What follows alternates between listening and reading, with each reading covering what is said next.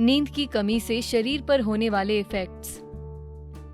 आप में से जो कॉलेज स्टूडेंट्स और लेट नाइट वर्कर्स हैं वो सोचते होंगे कि नींद इतनी जरूरी नहीं, पर आज हम आपको बताएंगे कि अगर आप जिंदगी के इस जरूरी हिस्से से खुद को वंचित कर लेते हैं तो क्या हो सकता है। लेकिन सोने जाने से पहले हमारे चैनल को सब्सक्राइब करना और नोटिफिकेशन बेल को क्लिक करना ना भूलें।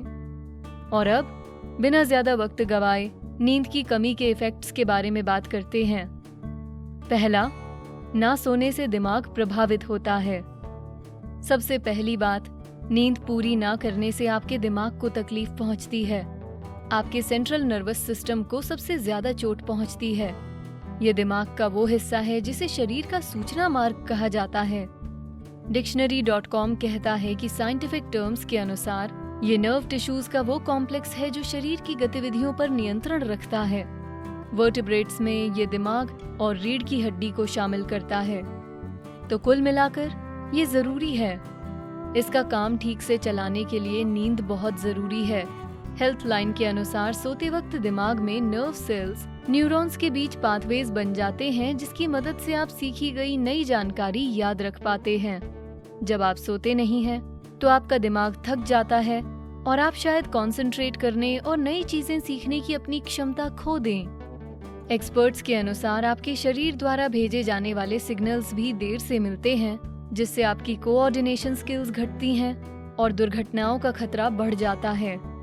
नींद की कमी से न केवल आप ज्यादा अनकोऑर्डिनेटेड होंगे, बल्कि इससे आपकी मानसिक क्षमताओं और इमोशनल स्टेट पर भी असर पड़ेगा।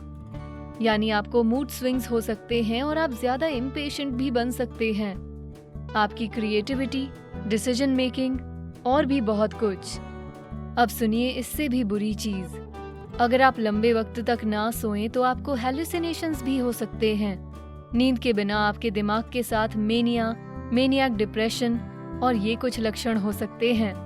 इम्पल्सिव व्यवहार, डिप्रेशन, पैरानोया, आत्महत्या के विचार।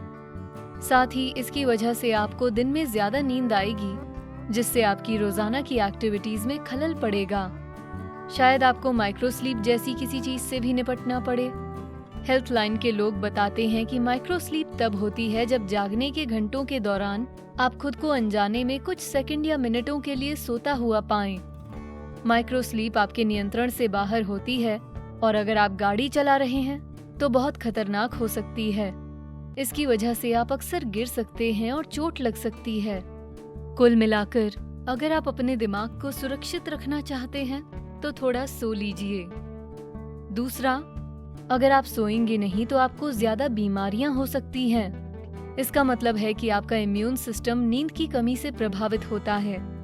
मेयो क्लिनिक के लोग समझते हैं कि जब आप सोते हैं तो आपका इम्यून सिस्टम साइटोकिन्स जैसे सुरक्षात्मक इन्फेक्शन से लड़ने वाले सब्सटेंसेस तैयार करता है।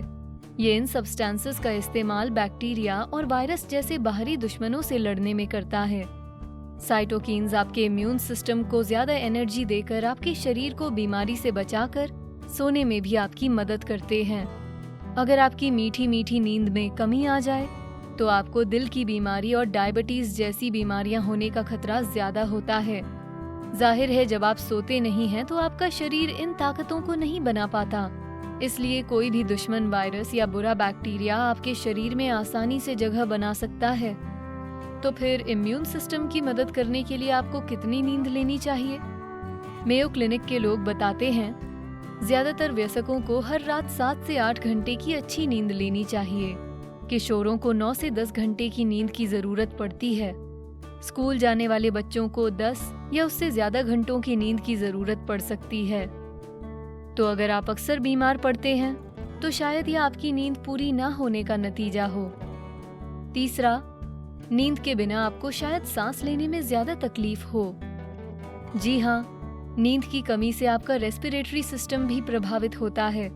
हालांकि सांस की कुछ बीमारियां जैसे स्लीप एपनिया हर रात कम आराम करने से हुए नुकसान को दिखाती हैं, पर अगर आप ज्यादा सोएंगे तो शरीर रिपेयर होगा।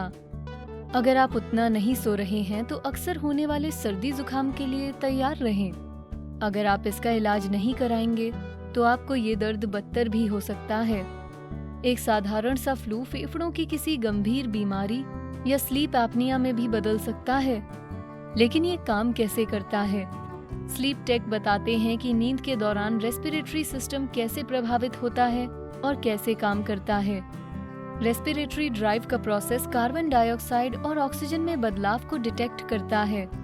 नींद के सभी स्टेजेस के दौरान ये ड्राइव सेंसिटिविटी खोकर उतना जल्दी रिस्पॉन्ड नहीं करता जितना जागते वक्त करता है। इससे वेंटिलेशन में 10 से 15% की कमी आ जाती है, यानी जब हम सोते हैं तो ब्रीदिंग धीमी हो जाती है और हम उतनी हवा अंदर बाहर नहीं करते जितनी जागते वक्त करते हैं।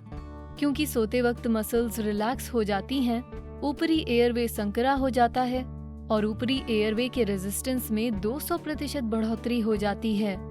इसी का नतीजा है कि रेस्पिरेटरी मसल एक्टिविटी कम हो जाती है और सांस लेने का काम बढ़ जाता है। तो वीडियो के इस हिस्से से ये पता चलता है कि अगर आप बेहतर तरीके से सांस लेना चाहते हैं तो बेहतर तरीके से सोएं। चौथा, अगर आप सोएंगे नहीं तो आपका वजन बढ़ सकता है। जब आपको पूरी नींद नहीं मिलती तो आपकी डाइजेस्टिव सिस्टम का काम खराब हो जाता है। आपको ये जान लेना चाहिए कि जब आप सोते हैं तो आपका शरीर 2 हार्मोन्स बनाता है, लेप्टिन और ग्रेलिन। ये दोनों आपकी भूख और पेट भरा होने की भावना को नियंत्रित करने के लिए जरूरी होते हैं।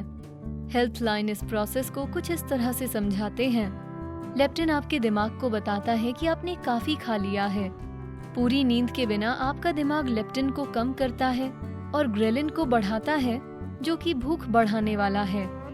इन हार्मोन्स के बहाव की वजह से आपको देर रात में भूख लगती है और नींद की कमी से वजन भी बढ़ता है, क्योंकि आप थकान की वजह से एक्सरसाइज नहीं कर पाते। टक.com के स्लीप एक्सपर्ट्स के पास एक और वजह है कि आपको ज्यादा क्यों सोना चाहिए, ताकि आपका डाइजेस्टिव सिस्टम प्रभावित ना हो।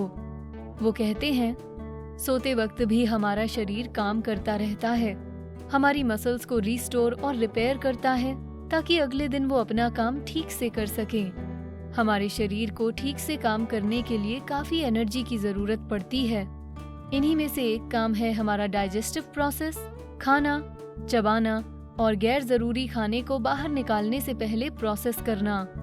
पूरी नींद के बिना हमारे पास उतनी एनर्जी नहीं होती कि हम इस प्रोसेस को स्मूथली और पेनलेसली कर पाएं।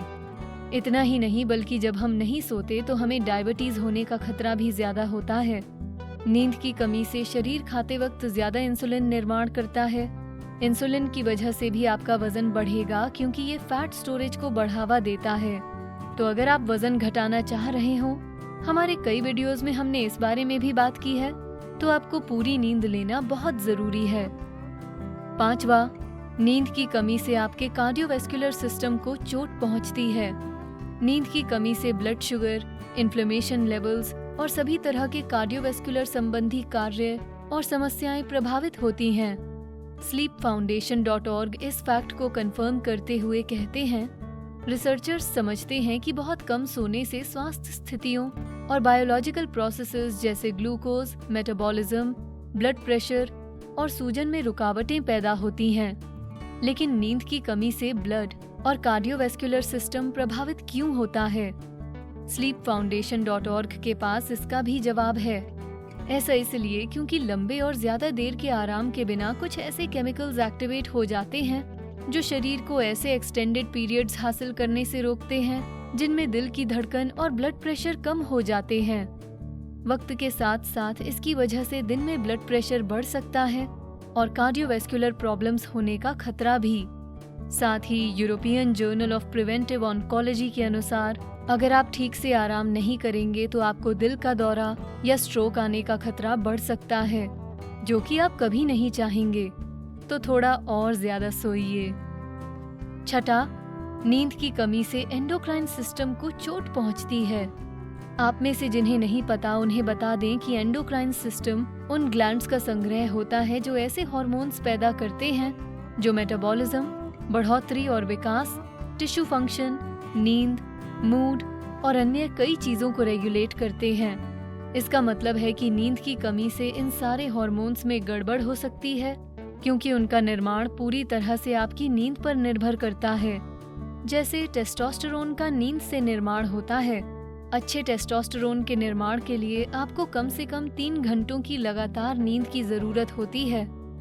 हेल्थलाइन के अनुसार आपके एंडोक्राइन सिस्टम में भी नींद की बहुत बड़ी भूमिका है। वो कहते हैं कि नींद की कमी से हार्मोन प्रोडक्शन का विकास प्रभावित हो सकता है, खासकर बच्चों और किशोरों में। ये हार्मोन्स मसल मास बनाने और सेल्स और टिश्यूज की मरम्मत करने में मदद करते हैं। पिट्यूटरी ग्लैंड ग्रोथ हार्मोन्स को लगातार रिलीज करते हैं, लेकिन नींद और एक्सरसाइज इस हार्मोन के रिलीज को प्रेरित करती है। तो अगर आपकी उम्र कम है तो आपको आराम करना और सोना चाहिए। तो आखिरकार आपको बस ज्यादा सोना चाहिए। क्या आप ये वीडियो देर रात को देख रहे हैं? अपना फोन या लैपटॉप बंद करें और कुछ अच्छा म्यूजिक बजाएं। हमारी राइटिंग टीम को छत पर पड़ती बारिश की बूंदों की आवाज बहुत पसंद है। अरे मैं तो बहुत थक गई हूँ। आप नहीं थके? तो यहाँ हमारी नींद की कमी के लक्षणों की लिस्ट पूरी होती है। आप क्या सोचते हैं? क्या आपने ना सोने के बारे में कुछ सीखा? क्या ये वीडियो देखने के बाद आप ज्यादा सोने वाले हैं? क्या हमने कोई शॉकिंग लक्षण मिस कर दिया है? नींद की कमी के बारे में जो भी आपको पता है, हमें नीचे कमेंट सेक्शन में बताएं। वीडियो पसंद आया तो इसे लाइक, शेयर करें, साथ ही बेस्टी को सब्सक्राइब करें। Thanks for watching.